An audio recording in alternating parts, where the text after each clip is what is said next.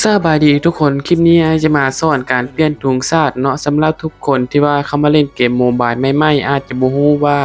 วิธีการเปลี่ยนถุงชาตินั้นต้องเฮ็ดแบบใดนะทุกคนเนาะก็มาเบิ่งคลิปนี้นำกันไปเลยแล้วอ้ายก็จะมาสอนวิธีการเปลี่ยนตัวละครในหน้าล็อบบี้ก็คือตัวละครตัวนี้เนาะทุกคนเนาะว่าเราต้องเฮ็ดแบบใดเนาะหรือว่าจะไปเปลี่ยนอยู่ไสเนาะทุกคนเนาะมันสามารถเปลี่ยนได้นะทุกคนเนาะใครที่บ่ทันรู้ก็มาเบิ่งคลิปนี้เป็นกันนะทุกคนโอเคบัดนี้ขั้นตอนที่แรกเราก็จะมาเปลี่ยนถุงชาติก่อนนะทุกคนเนาะให้ทุกคนกดไปที่ซ้ายมือเทิงสุดเนาะบนชื่อเราหรือว่ารูปโปรไฟล์นะทุกคนเนาะกดเข้าไปได้เลยทีนี้ทุกคนกดมาบนหน้ารูปโปรไฟล์เรียบร้อยแล้วครับทุกคนสังเกตเบื้องด้านลุ่มนะมันจะมีรูปธงชาตินะทุกคนว่านี่วันนี้ก็คือทุกคนกดเข้ามาบนนี้ได้เลยนะทุกคนเนาะโอเคนะทุกคนกดเข้ามาก็จะมีถุงชาติให้เลือกหลายประเทศเนาะทุกคนเนาะเพราะว่าทุกคนอยากใส่ถุงชาติอีหยังก็ได้เนาะหลังจากที่ทุกคนกดเลือกถุงชาติถุงได้ถุงหนึ่งเรียบร้อยแล้วเวลาเรากดยืนยันไปแล้วเนาะจะบ่สามารถยกเลิกได้นะทุกคนเนาะถ้าจะยกเลิกได้เวลาเรากดยืนยันไปแล้วก็ต้องเป็น90วันถึงจะสามารถเปลี่ยนฟรีได้นั่นเองนะทุกคนเนาะทีนี้ทุกคนก็ต้องเลือกดีๆก่อนว่าจะใส่ถุงชาติอีหยังเนาะเพราะว่ามันใช้เวลาโดนเนาะทุกคนโอเคเนาะทุกคนถุงเก่าเราเป็นถุงชาติลาวแต่ว่าเราจะมาเปลี่ยนเป็นถุงรัสเซียนะทุกคนเนาะ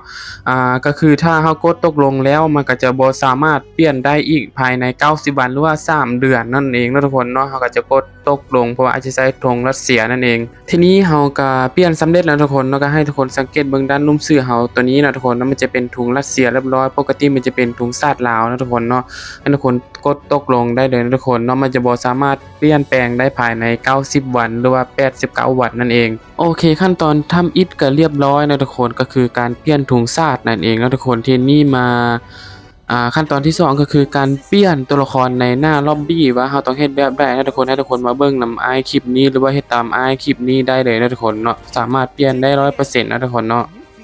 ก็คือตัวละครตัวนี้นั่นเองเนาะทุกคนเนาะหลายคนอาจจะบ่ทันรู้ว่ามันสามารถเปลี่ยนได้นะทุกคนเนาะ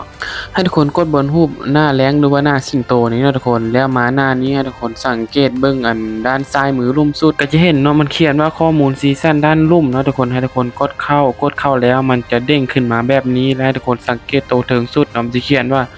ภาพถ่ายเหนือการเวลาเนาะให้ทุกคนกดเข้าไปที่ว่าภาพถ่ายเหนือการเวลานี้หลังจากที่ทุกคนกดเข้ามาแล้วทีนี้เห็นบอกว่ามันมีตัวละครให้เลือกหลายเนาะทุกคนเนาะทุกคนอยากใส่ตัวได้ก็ให้ทุกคนกดตัวละครตัวนั้น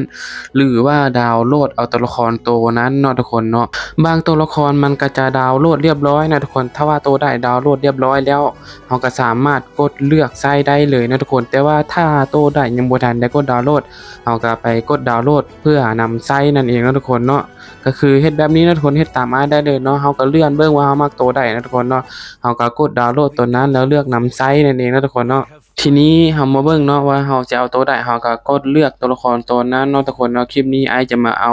เป็นตัวละครตัวโนแลนนะทุกคนเนาะเราก็กดเลือกเนาะทุกคนเวลาเรากดเลือกมันจะเขียนว่า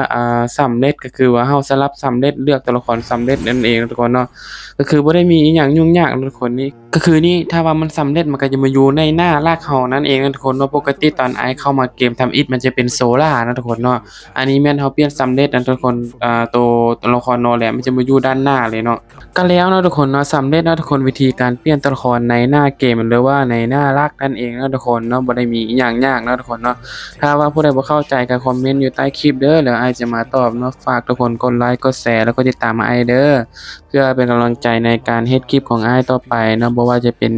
ไลค์1 2ไลค์อ้ายก็ดีใจนะทุกคนเนาะฝากกดไลค์กดแชร์ให้เด้อขอบใจทุกๆคนที่เข้ามาเบิ่งคลิปอ้ายเนาะทุกคนเนาะ